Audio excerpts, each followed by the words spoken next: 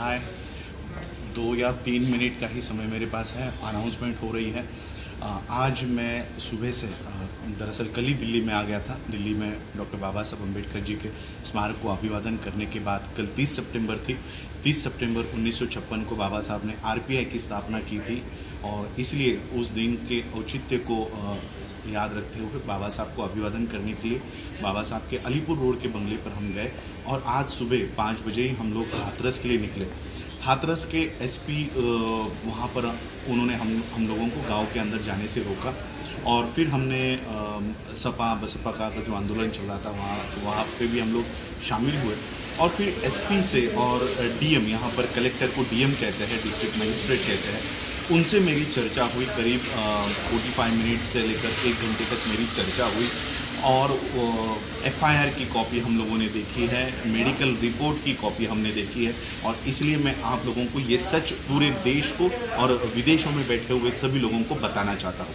FIR के copy के अनुसार देखिए, मैं आपको एक छोटी सी चीज़ बताना चाहता हूँ। किसी की साइकिल भी गुम हो जाती है ना, तो वो 2 पन्ने का एफआईआर बनाता है, 2 पन्ने की कंप्लेंट देता है। यहाँ पर लड़की के साथ, बच्ची के साथ, अब पहली बात तो ये एक आप लोगों को अजीब लगता होगा, जब ब्राह्मणों की बच्ची के साथ बलात्कार होता है तो उसकी आइडेंटिटी, उसकी पहचान छुपा कर रखते हैं, उसका नाम भी नहीं पता होता। निर्भया का नाम बताओ मुझे क्या है?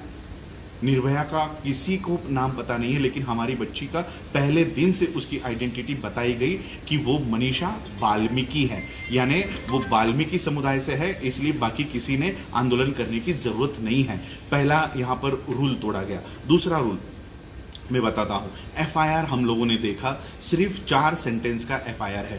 गैंग रेप के लिए एफआईआर किया जाता है 4 सेंटेंस का, और 4 सेंटेंस क्या है? माँ का नाम रामा लिखा गया है, भाई का नाम संदीप है और मनीषा।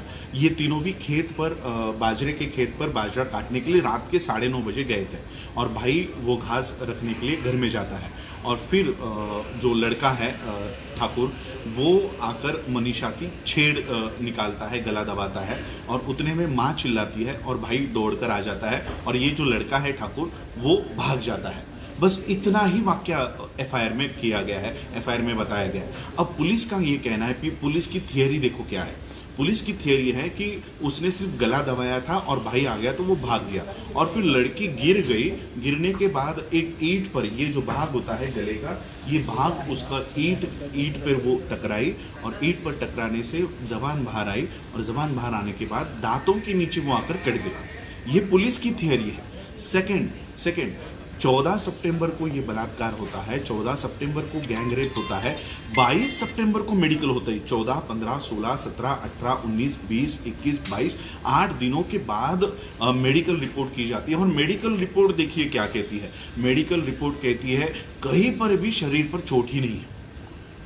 इसलिए मैंने अभी बीएम न्यूज़ का आप वीडियो देख रहे होंगे, उस पर मैंने कहा है कि लड़की को कुछ हुआ ही नहीं, वो अपने आप ही मर गई है, क्योंकि मेडिकल रिपोर्ट कहता है ना तो बलात्कार की कोशिश की गई है, कोई खरोच तक नहीं है मेडिकल रिपोर्ट में।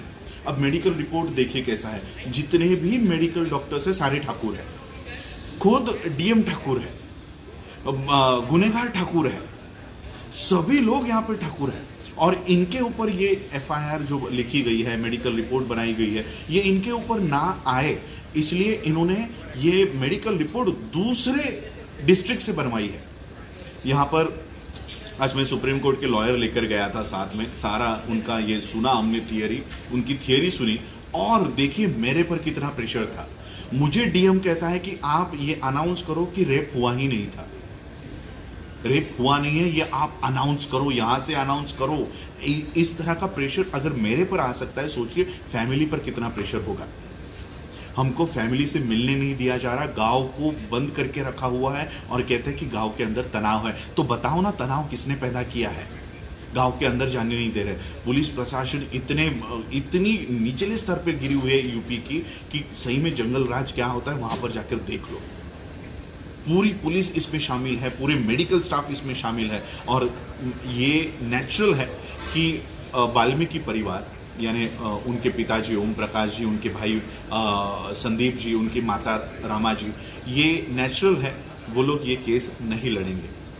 क्योंकि एक बच्ची तो वो गवा चुके हैं, वो अपने बेटे को, अपनी बीवी को नहीं गंवाना चाहते, इसलिए उनके ऊपर बहुत प्रेशर है। रात के 2:30 बजे बॉडी को क्यों जलाया, ये जब हमने उनको पूछा तब ये कहता है कि ये फैमिली उस बॉडी को लेकर बार्गेनिंग कर रही थी कि 1 लाख दो, 2 लाख दो, 5 लाख दो, 10 लाख दो, और फिर जब 25 लाख पर इनका डन हो गया तो बॉडी जला दी। ये इनकी पुलिस की थियरी है, ये पुलिस की थियरी है कि इसलिए हम लोगों ने 2:30 बजे ये बॉडी जला दी है। तो इनके सारे पेपर्स अब मेरे पास आ गए हैं। देखिए, जैसे मैं आप लोगों को कहना चाहता हूँ, मैं तो बाबा साहब का परपोता रिश्ते में लगता हूँ, लेकिन आप लोग, अगर आपको पूछा जाए तो आप कहोगे हम बाबा साहब के बेटे हैं। तो वो वाल्मीकि परिवार भी बाबा साहब का बेटा हुआ, वो वाल्मीकि परिवार भी बाबा साहब को मानते हैं, तो वो भी बाबा साहब के बेटे हुए। तो इस रिश्ते से अगर वो बाबा साहब के बेटे हैं तो फिर मैं उस मनीषा का भाई हो गया। और इसलिए अगर वाल्मीकि परिवार ये केस नहीं लड़ेगा, और मुझे पूरा विश्वास है कि वो ये केस नहीं लड़ेंगे, वो ये केस नहीं लड़ पाएंगे, क्योंकि अगर उनको जिंदा रहना है तो वो ये केस नहीं लड़ेंगे, नहीं लड़ पाएंगे। और इसलिए अगर वाल्मीकि परिवार ये केस नहीं लड़ रहा है तो अंबेडकर परिवार ये केस लड़ेगा। इसलिए सारे पेपर्स मैं आज वहां से लेकर आया हूं, एफआईआर की कॉपी वहां से लेकर आया हूं, मेडिकल रिपोर्ट्स की कॉपी लेकर आया हूं, और इसमें इंटरवीन हम लोग करेंगे और ये मांग करेंगे कि ये जो केस है ये यूपी से बाहर चलाई जाए।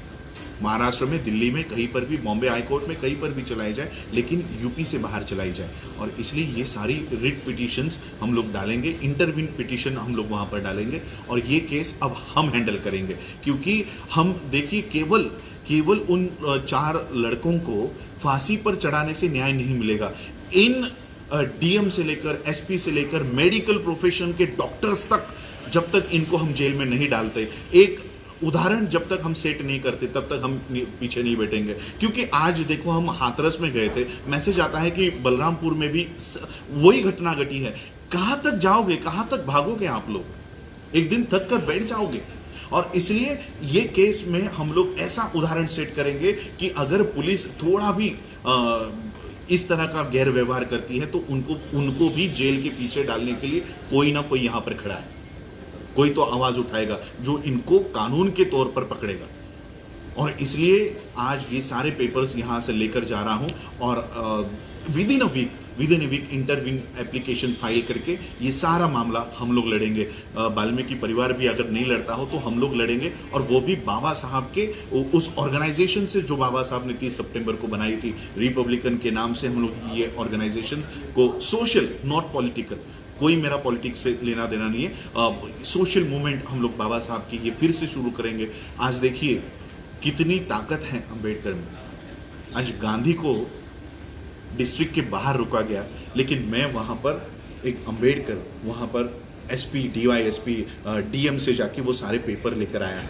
और इसलिए मैं आप लोगों से अपील करना चाहता हूं, आप लोग देश में, पूरे स्टेट्स में आप लोग ये आंदोलन कर रहे हो, लेकिन उसी के साथ हमको संवैधानिक माध्यम से भी ये आंदोलन करना होगा।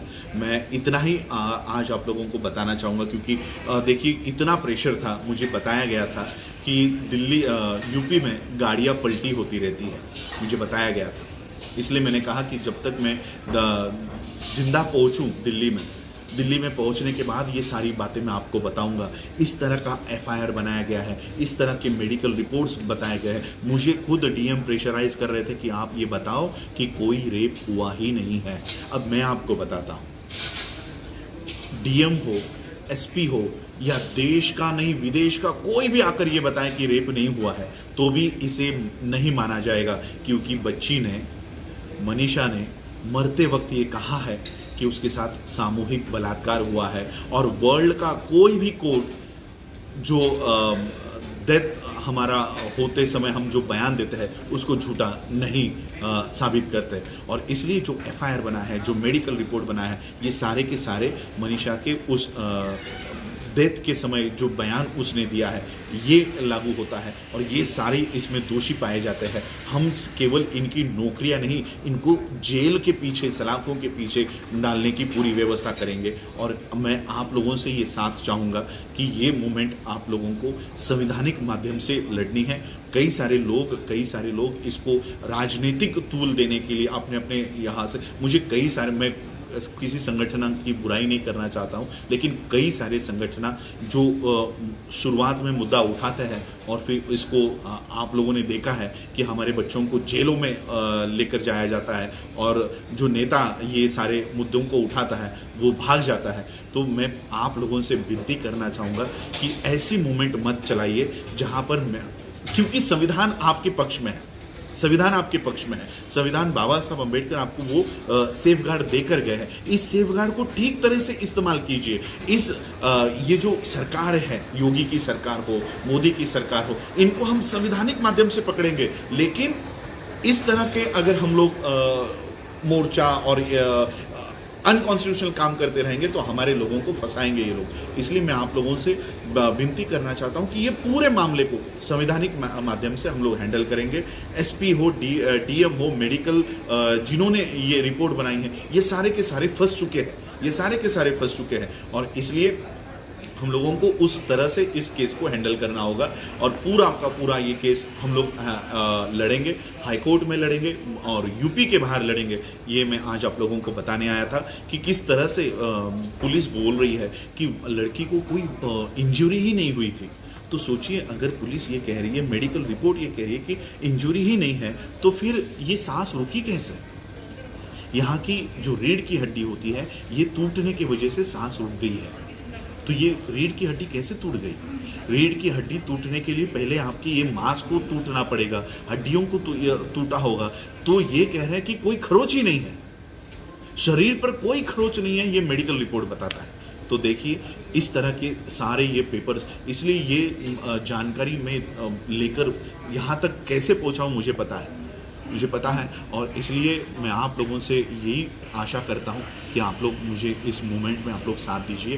कोई राजनीतिक मेरा इसमें मंशा नहीं है। बाबा साहब के रिपब्लिकन मूवमेंट को हम इस माध्यम से रिवाइव भी कर रहे हैं और देश में जो विपक्ष को मुद्दे उठाने चाहिए थे, जो विपक्ष, नकली विपक्ष कांग्रेस और गांधी ये जो बता रहे हैं, ये वो मुद्दे नहीं उठाएंगे और अगर उठाए भी तो इसकी फ्रीक्वेंसी इनके हाथों में होगी, कब मुद्दा उठाना है, कब मुद्दा गिराना है। और इसलिए ऐसे लोगों के हाथों में हमको हमारे मुद्दों को नहीं लेकर जाना है और इसलिए असली विपक्ष का काम अब बाबा साहब की इस रिपब्लिकन मूवमेंट से हम लोग करेंगे। यही बताने के लिए मैं आज आप लोगों के सामने आया हूँ। आप लोगों ने मुझे सुना, उसके लिए आभार, धन्यवाद।